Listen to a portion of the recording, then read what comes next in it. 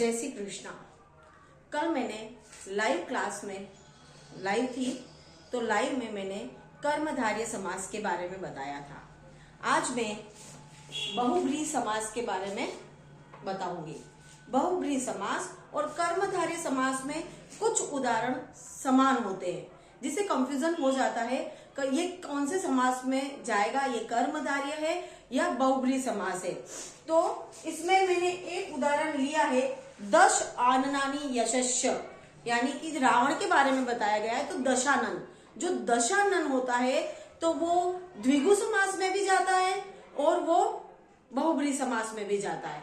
अब कंफ्यूज हो जाता है तो संस्कृत में व्याकरण के अंतर्गत इसे बिल्कुल क्लियर कर दिया गया है कि यदि दशानन आएगा तो वो बहुब्रीहि समास में ही जाएगा, द्विगु समास से हटा दिया गया है।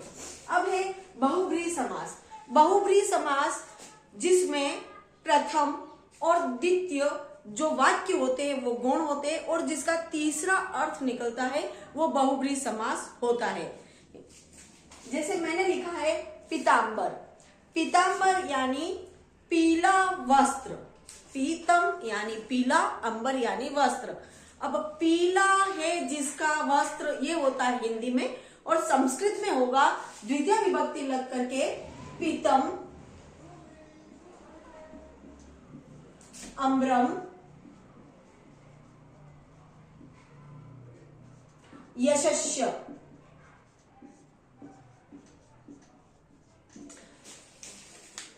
पीतांबरः, अगर पीतांबरः विसर्ग आता है तो बहुब्रीहि समास है, और यदि पीतांबरम आ जाता है तो कर्मधारय समास में चला जाता है। दोनों में शब्द लिखने का थोड़ा सा अंतर है। पीतांबरः यानी विसर्ग, पीतम अम्बरम यशस्य, यशस्य वह है जिसका, तो पीला वस्त्र है जिसका वह है, तो तीसरा अर्थ जाता है कृष्ण भगवान, क्योंकि पीला वस्त्र वो ही धारण करते हैं, तो तीसरा अर्थ गया कृष्ण। और यदि पीतंबरम आ जाता है तो उसका जब विग्रह करेंगे, तो मैंने अपने वीडियो में बताया है, कर्मधारय समास के वीडियो में मैंने बता रखा है पीतम अम्बरम, बस इतना ही होगा। लेकिन यदि वो विसर्ग के साथ आता है तो वो बहुब्रीहि समास में जाएगा। दोनों में थोड़ा सा अंतर है। यदि आप इस अंतर को देख लेंगे तो आप तुरंत पहचान जाएंगे कि ये कर्मधारय समास है या बहुब्रीहि समास है। फिर है चक्रपाणी। चक्रपाणी यानी जिसके हाथ में है चक्र, तीसरा अर्थ निकला विष्णु, कि जो हाथ में चक्र लेके जिसके हाथ में चक्र होता है तो वो होता है विष्णु। जब हम इसका विग्रह करेंगे तो चक्रम पाणो यशस्य। पाणो क्यों लिखा है?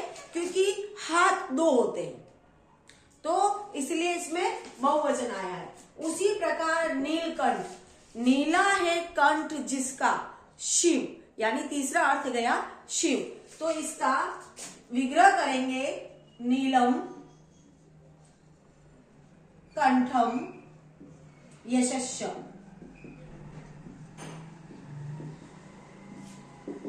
महापुरुष, मैंने कल बताया था कर्मधारय समास में भी महापुरुष है, तो मैंने वहां सिर्फ जब हम वो करेंगे विग्रह तो महान पुरुष लिख दिया। लेकिन ये बहुब्रीहि समास में भी आता है, लेकिन आता कैसे है? तो ये विसर्ग के साथ आएगा, उसमें विसर्ग नहीं था, इसमें विसर्ग के साथ आएगा। तो महान है जो पुरुष, इसका थोड़ा सा विग्रह अलग होगा और इसमें होगा महान च असौ पुरुष।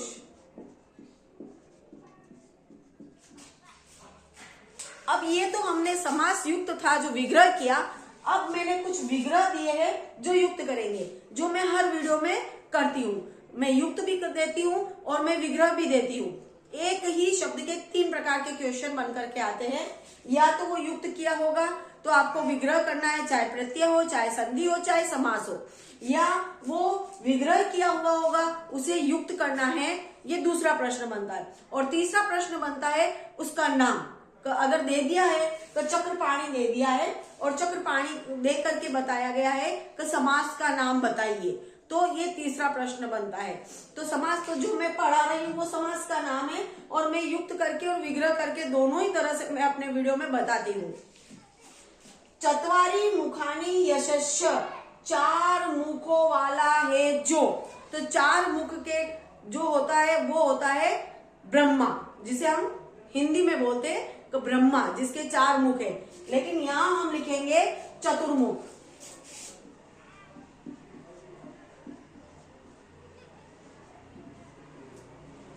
चतुर्मुख। उसी प्रकार चंद्रम एव मुखम यस्या, अब यस्या आया, यशस्या नहीं आया है, तो यस्या आया है, और अगर सा आया है यानी स्त्रीलिंग की बात की गई है, यस्या और शा यानी स्त्रीलिंग है, तो यहां पर हम लिखेंगे चंद्रमुखी।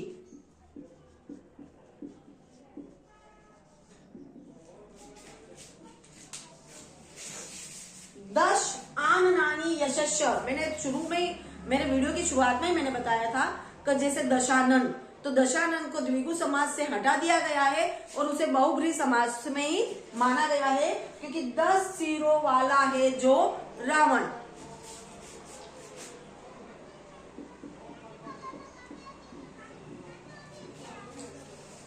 जिसमें तृतीय अर्थ निकला है वो बहुब्रीहि समास होता है। यदि आपको मेरा वीडियो अच्छा लगता है तो प्लीज लाइक, कमेंट और शेयर कीजिए, सब्सक्राइब भी कीजिए, और कमेंट में यदि आपको कुछ और टॉपिक के बारे में भी जानना है, संस्कृत से संबंधित या हिंदी से संबंधित या किसी और विषय के संबंधित, तो प्लीज कमेंट में वो टॉपिक लिखिए, तो अगली बार मैं उस पर वीडियो बना पाऊं।